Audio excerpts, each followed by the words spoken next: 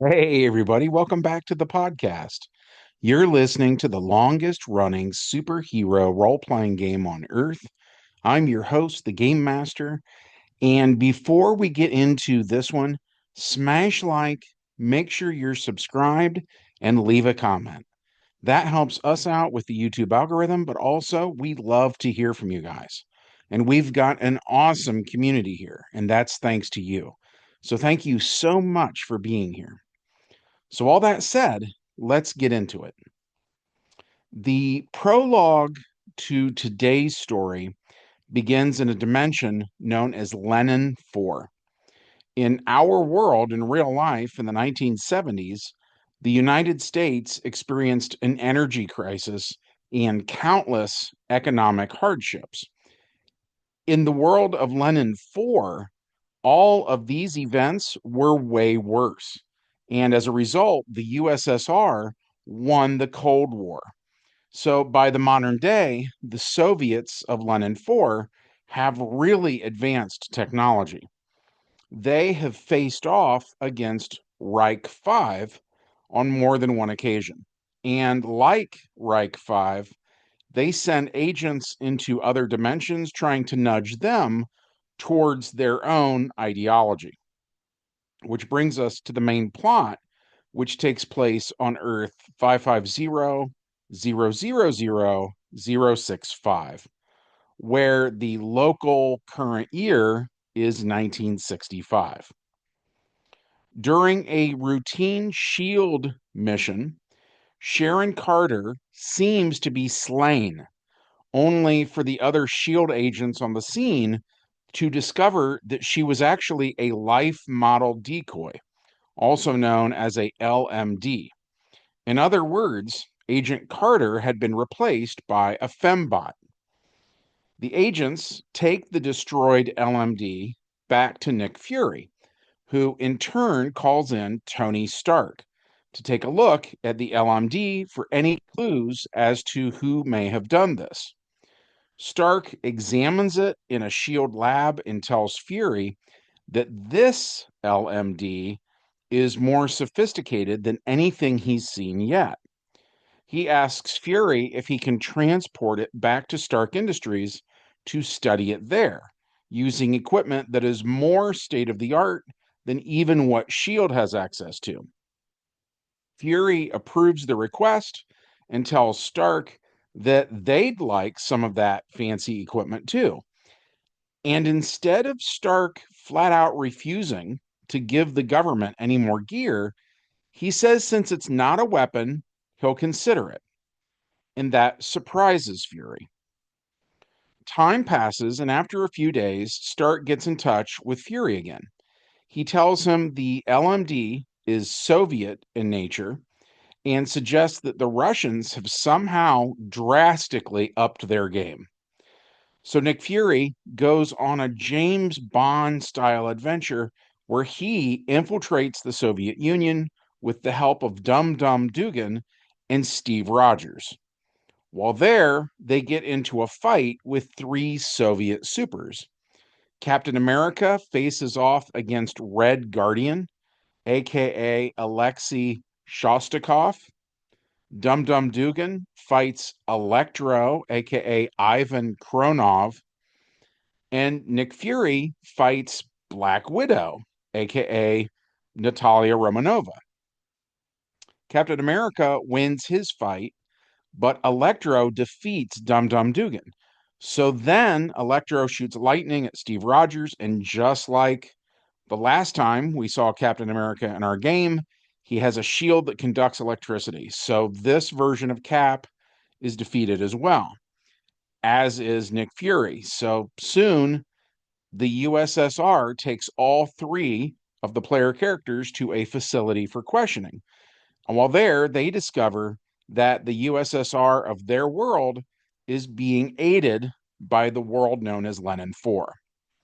After a while, a man shows up named Ivan Krasnymost. The three heroes assume that this big guy is here to interrogate them, but to their surprise, he sets them free and pulls out a slider device, which opens a portal to the Earth K dimension. The heroes are shocked, and Ivan, quote unquote, reveals that he's not a Soviet super soldier at all. He's actually one of the many Arthur duplicates from Earth K. And he was on their Earth spying on their USSR and their friends from Lenin 4. He returns them to S.H.I.E.L.D. headquarters in America and gives them blueprints to some high-tech weapons that he thinks might help them out. So Fury thanks him and gives the blueprints to Tony Stark. And when Stark is told about Lenin 4, he refers to it as a game changer and says that if they are as high-tech as they seem, Western civilization is done for. So Tony goes back to making weapons for America. And slowly but surely, the Cold War on Earth 550 million and 65 starts to heat up. After a few weeks, Tony asks his fellow Avenger, Thor, if he'd be willing to test some of these new weapons that Tony's been making. Thor agrees, and Tony takes him to a desert in the American Southwest. Once there, Thor faces off against a robot that Tony refers to as Ultron 1. That first version of the security robot resembles a simple cylinder mounted atop a pair of small tank treads. Thor defeats it with ease and returns to Avengers Mansion. More time passes, and again, he is invited out, this time to face Ultron 2. And again, Thor wins, and with each fight, Ultron is upgraded. Finally, an Ultron made of adamantium defeats Thor, and Thor thinks that this has all been just a test, but that's not actually what this was at all. Tony Stark has been dead for some time now. And this is a live model decoy of Stark being used by Lenin 4. So Thor's hammer is banished back to the Lenin 4 homeworld. And then Thor transforms back into Dr. Donald Blake, who Ultron then terminates. Using the advanced technology of Lenin 4, Dr. Blake is replaced by a LMD and sent back to New York. Thor had been selected because out of everyone on the Avengers, he seemed like the biggest threat to the Stark LMD.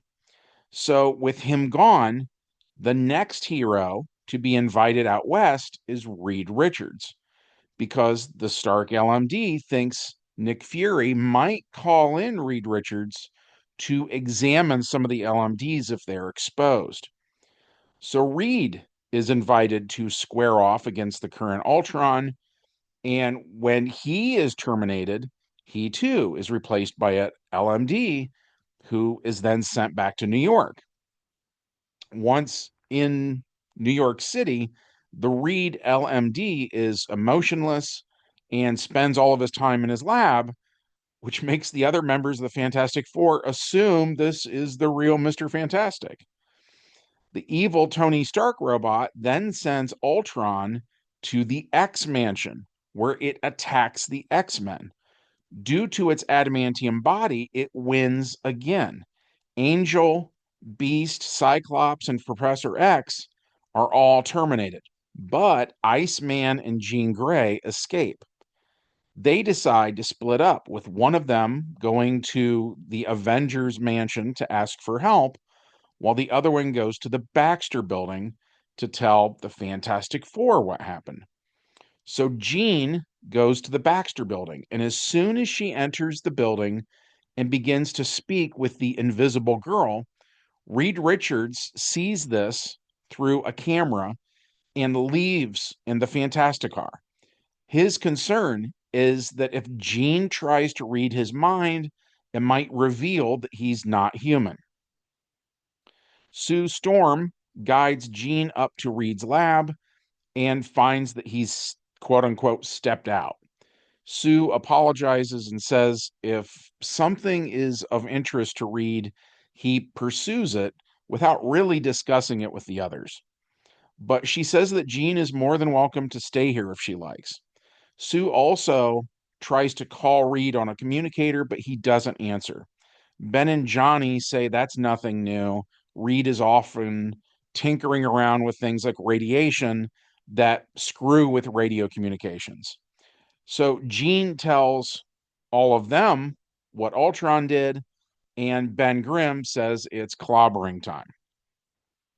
At Avengers Mansion, meanwhile, Iceman shows up, and Iron Man asks Iceman to take him to the scene of the crime. So they go back to the Xavier School in a Quinjet, only for Iron Man to terminate Iceman with a heat ray. Iceman tries to defend himself, but none of his attacks can get through Iron Man's really high APs of force fields, skin armor, etc. Before Iron Man can hide what happened here, though, the Fantastic Four arrive and the jig is up. Ben Grimm punches the fake Iron Man, but again, Iron Man's defenses are through the roof, so the Thing fails to even put a dent in his iron enemy.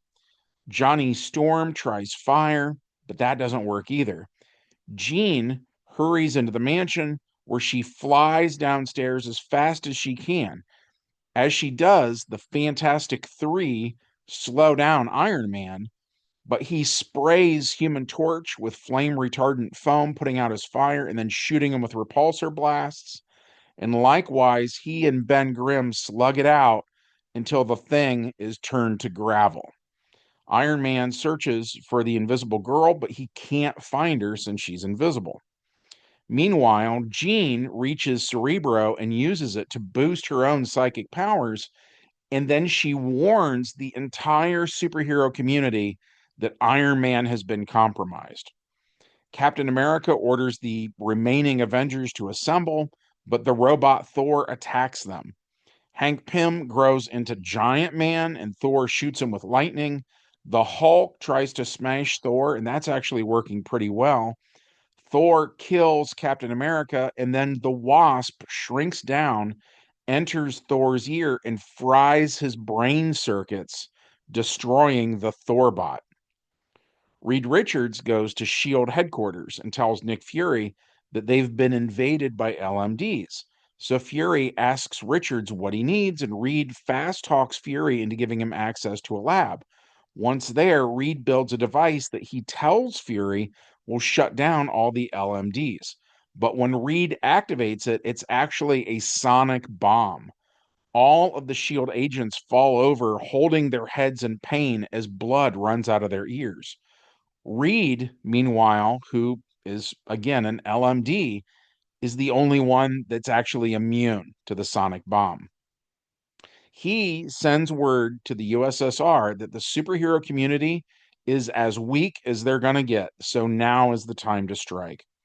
So the USSR sends Black Widow, Comrade X, Cossack, Crimson Dynamo, Dark Star, Devastator, Electro, Phantasma, Gremlin, Hammer, Iron Curtain, Morning Star, Omega Red, Perun, Red Barbarian, Red Flag, Red Ghost, Red Guardian, Scattershot, Sickle, Sputnik, Titanium Man, Unicorn, and Ursa Major.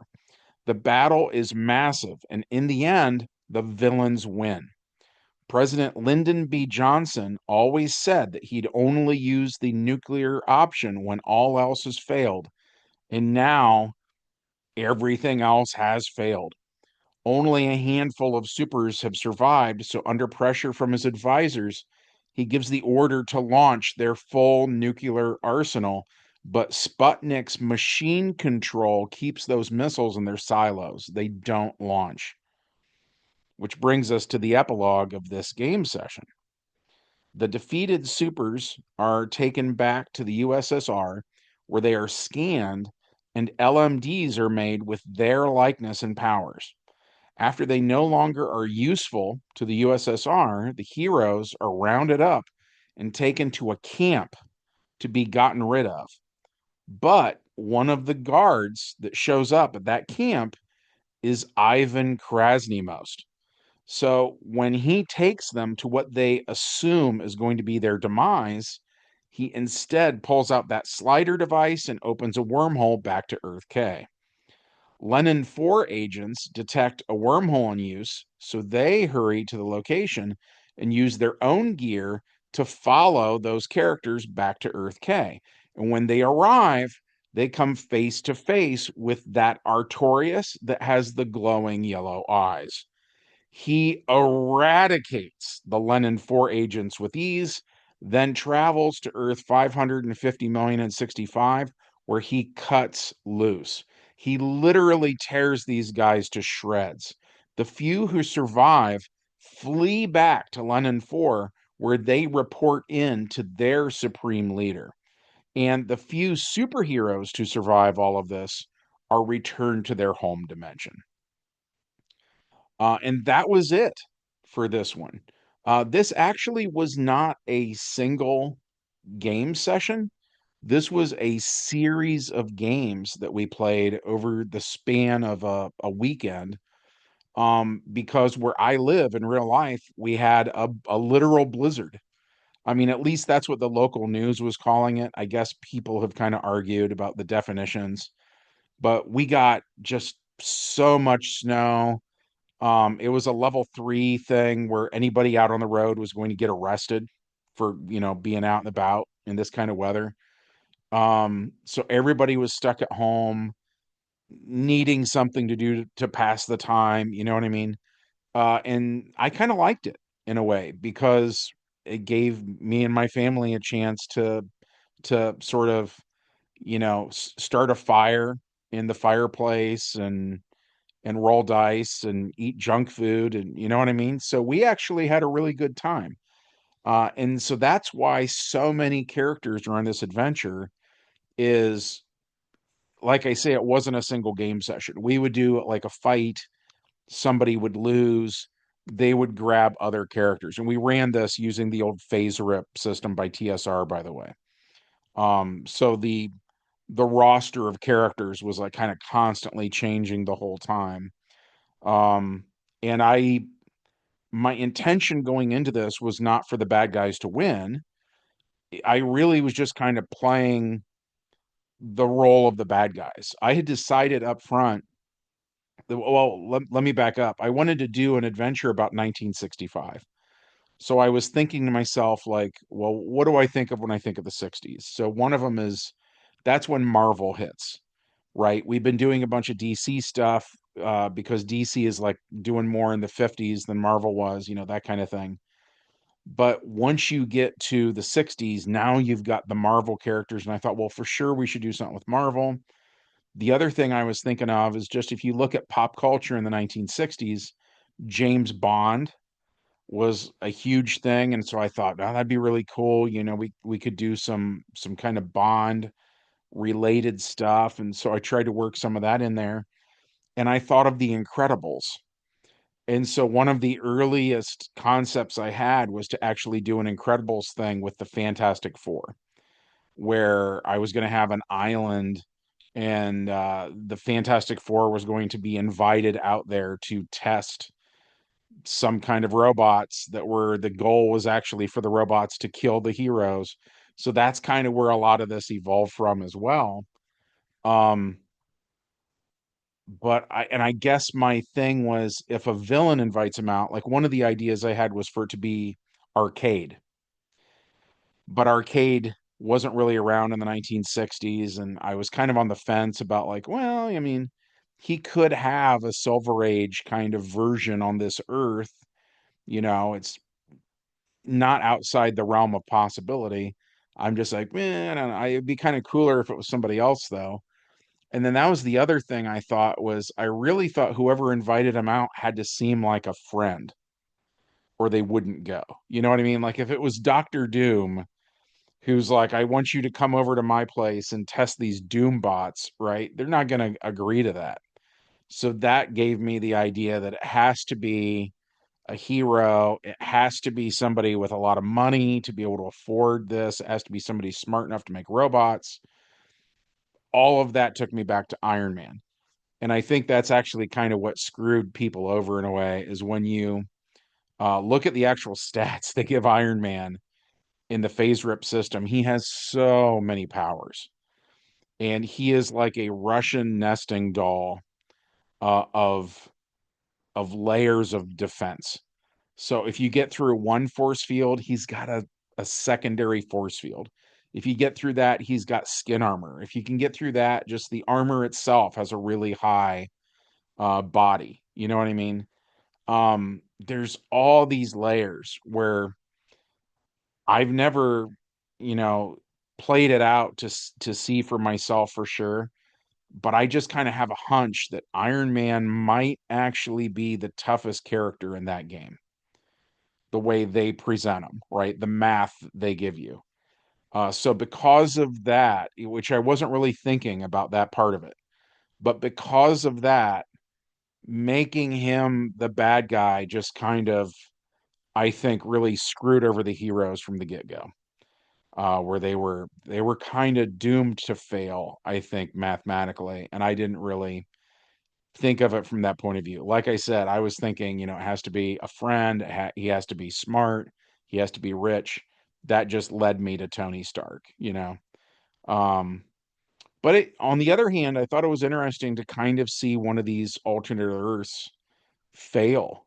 We've seen a lot of stories where the good guys won.